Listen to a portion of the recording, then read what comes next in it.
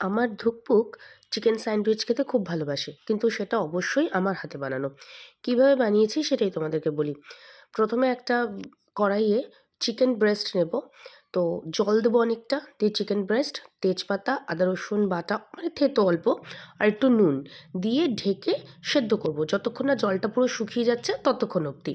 তারপর একটা ঠান্ডা হলে কাঁটা চামচের সাহায্যে বা হাতের সাহায্যে চিকেন ব্রেস্টের মাংসগুলোকে আস্তে আস্তে হাতে ছিঁড়ে নেব, মানে তন্তু মতো বার করে নেব।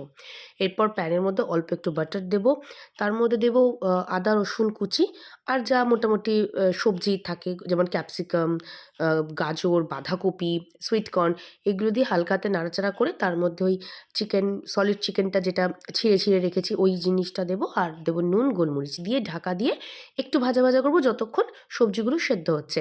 তারপরে এগুলো হয়ে গেলে দুটো পাউরুটি নেব, পাউরুটির মধ্যে অল্প একটু বাটার লাগিয়ে এই যে মিশ্রণটা বানাচ্ছি, যেটা দিয়ে মধ্যে আমি অল্প একটুখানি মিয়োনিজ আর একটু টমেটো সস দিয়েছি, দিয়ে এটা দিয়ে চিকেনের এই ফিলটা করবো পাউরুটির মধ্যে, তারপরে হালকা হাতে ভেজে নিলে হয়ে যাবে।